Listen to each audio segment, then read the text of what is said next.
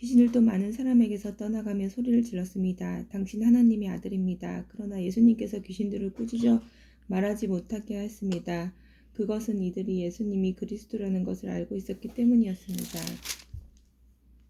날이 밝자 예수님께서 조용한 곳으로 가셨습니다. 사람들이 예수님을 찾아다니다가 결국 예수님께로 왔습니다. 사람들은 예수님을 자기들에게서 떠나지시지 못하도록 곁에 모시려고 하였습니다. 그러나 예수님께서 그들에게 나는 다른 마을에서도 하나님 나라를 전하여야 한다. 내가 이 목적으로 보내심을 받았다고 말씀하셨습니다. 예수님은 회당에서 복음을 선포하였습니다. 사람들이 예수님께 몰려들어 하나님의 말씀을 듣고 있을 때였습니다. 예수님은 게네사렛 호숫가에 서 계셨습니다. 예수님께서 호숫가에서 배 두 척이 놓여 있는 것을 보셨습니다. 어부들은 배에서 내려 그 물을 씻고 있었습니다. 예수님께서 그중 하나인 시몬의 배에 오셨습니다. 예수님께서 시몬에게 배를 육지로부터 조금 떼어놓으라고 하시고 배에 앉으셔서 사람들을 가르치셨습니다. 말씀을 다 마치시고 예수님께서 시몬에게 말씀하셨습니다. 깊은 데로 가서 그물을 내려 고기를 잡으라. 시몬이 대답하였습니다. 선생님, 우리가 밤새도록 수고하였지만 아무것도 잡지 못했습니다. 그러나 선생님의 말씀대로 그물을 내리겠습니다. 그대로 하니 고기를 그물이 찢어질 정도로 많이 잡게 되었습니다.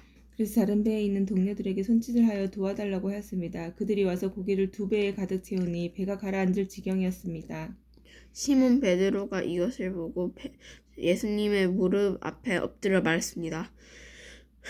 주님, 제게서 떠나주십시오. 전 죄인입니다. 베드로와 그와 함께 있던 동료들은 자신들이 잡은 고기를 보고 놀랐던 것입니다. 세베대의 아들 시몬의 동료인 야고보와 요한도 놀랐습니다. 예수님께서 시몬에게 말씀하셨습니다. 두려워하지 마라. 이제부터 너는 사람을 낚을 것이다. 그들은 육지에 배를 대는 모든 것을 버려두고 예수님을 따라갔습니다. 예수님이 어떤 동네에 계실 때 온몸이 문둥병이 결린 사람이 있었습니다. 그가 예수님을 보고 머리를 숙여 간청하였습니다. 주님 원하시면 저를 깨끗하게 하실 수 있습니다. 예수님께서 손을 내밀고 그에게 대시며 말씀하였습니다. 내가 원한다. 깨끗하게 되어라. 그 즉시 문둥병이 그에게서 사라졌습니다. 예수님께서는 이 일을 아무에게도 말하지 말라고 이르셨습니다. 그리고 가서 제사장에게 내 몸을 보여라. 또 모세가 명령한 대로 내가 깨끗하게 된 예물을 드려라. 그래서 사람들에게 증거를 삼으라고 말씀하셨습니다. 그런데도 예수님에 관한 소문은 더욱더 멀리 퍼져나갔습니다. 많은 사람들이 예수님의 말씀을 듣고 병을 고치기 위해 모여들었습니다. 그러나 예수님께서는 홀로 광야로 가셔서 기도하셨습니다. 어느 날 예수님께서 가르치고 계실 때 갈릴리와 유대의 모든 마을과 예루살렘에서 온 바리새파 사람과 율법학자들도 거기에 앉아 있었습니다. 주님의 능력이 예수님과 함께 하셔서 사람들을 고쳤습니다.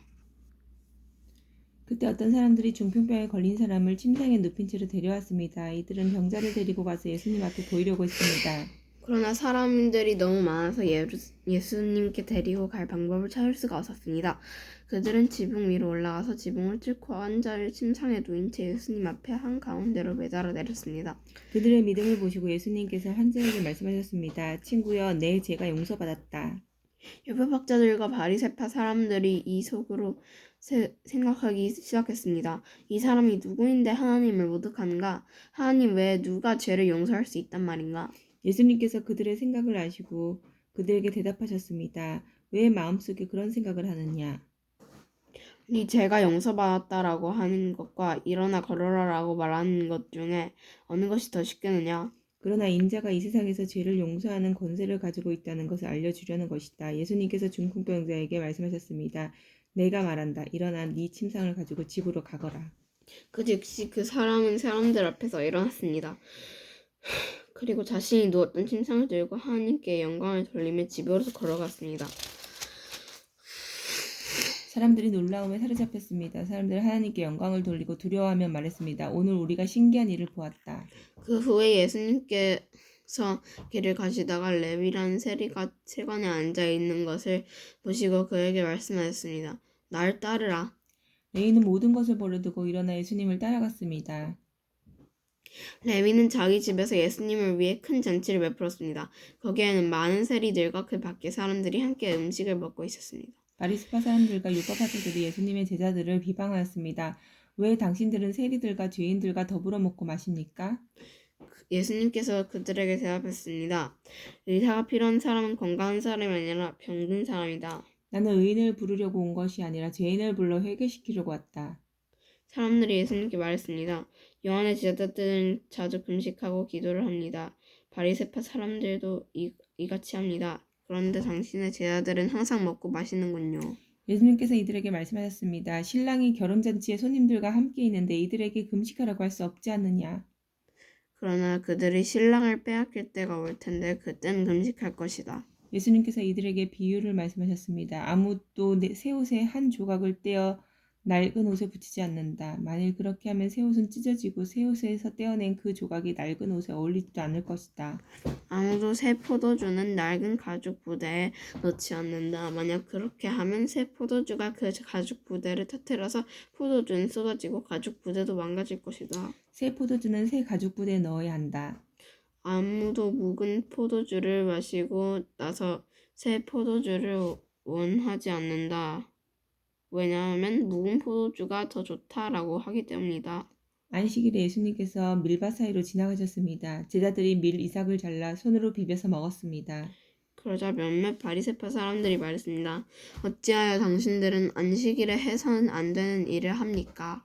예수님께서 그들에게 대답하셨습니다. 너희들은 다윗과 부하들이 굶주렸을 때 다윗이 한 일을 읽어보지 못하였느냐?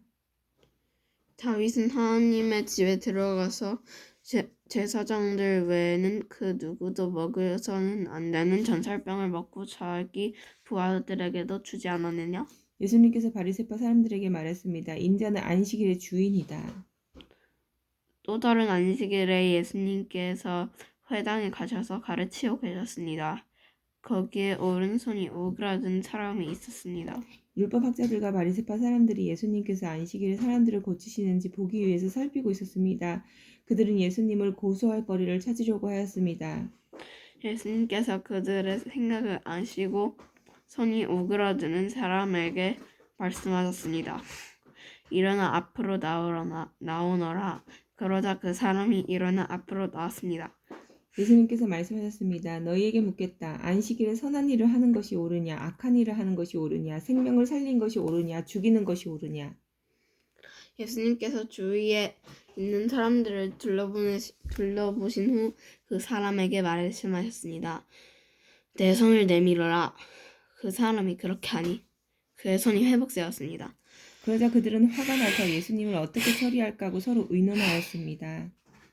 그때 예수님께서 기도하러 산으로 올라가셨습니다. 예수님께서 밤을 지새며 하나님께 기도하였습니다.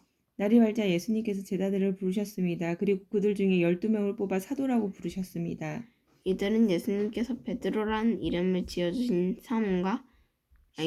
시몬과 그의 동생 안드레, 그리고 야고보와 요한, 그리고 빌립과 바돌로메, 그리고 마테와 도마, 알페오의 아들 야고보와 열심파라고 불리는 시몬, 야고보의 아들 유다와 배반자가 된 가룟 유다였습니다. 예수님께서 제자들과 함께 산에 내려와 평지에서 계셨습니다. 거기에는 제자들이 많이 있었고 온 유대와 예루살렘, 두로와 시돈 해안 지방에서 온 사람도 많이 있었습니다. 그들은 예수님의 말씀도 듣고 자신들의 병도 치료받으려고 왔습니다. 더러운 귀신으로 고생하는 사람들이 다 나왔습니다. 사람들이 예수님을 만져보려고 애썼습니다. 그것은 능력이 예수님에게서 나와 그들은 모두 낫게 하였기 때문입니다. 예수님께서 눈을 들어 제자들을 보시고 말씀하셨습니다. 가난한 사람들은 복이 있다. 그것은 하나님 나라가 저희들의 것이기 때문입니다.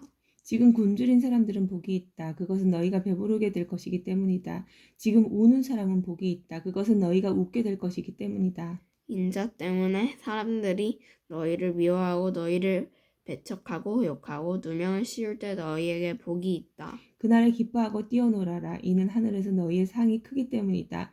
그들의 조상들도 예언자들을 그렇게 대하였다. 그러나 너희 부자들은 화가 있다. 너희는 이미 위로를 다 받았다. 지금 배부른 너희들은 화가 있다. 너희가 굶주리게 될 것이다. 지금 웃는 사람들은 미안. 화가 있다. 너희가 슬퍼하며 울게 될 것이다. 모든 사람들이 너희를 칭찬할 때에 화가 있다. 그들의 조상들도 거짓 예언자들을 그렇게 대하였다. 내 말을 듣는 너희에게 말한다. 너희 원수를 사랑하고 너희를 미워하는 사람들에게 잘해주어라. 너희를 저주하는 사람들을 축복하고 너희를 모욕하는 사람들을 위해 기도하여라. 누가 네 뺨을 치거든 다른 뺨도 들이대라. 누가 네 겉옷을 빼앗거든 속옷도 거절하지 마라. 달란 사람은 누구에게든지 주어라. 내 것을 빼앗는 사람에게 돌려달라고 하지 마라. 너희는 다른 사람이 내게 해주길 바라는 대로 다른 사람에게 해주어라. 너희가 만일 너희를 사랑하는 사람만 사랑한다면 칭찬받을 것이 무엇이냐? 죄인들도 자기를 사랑해주는 사람은 사랑한다. 너희가 만일 너희에게 잘해주는 사람에게만 잘해준다면 칭찬받을 것이 무엇이냐? 죄인들도 그렇게는 한다. 너희가 만일 되돌려받을 수 있겠다고 생각하는 사람에게 구워준다면 칭찬받을 것이 무엇이냐? 죄인들도 그대로 돌려받을 생각으로 죄인들에게 구워준다.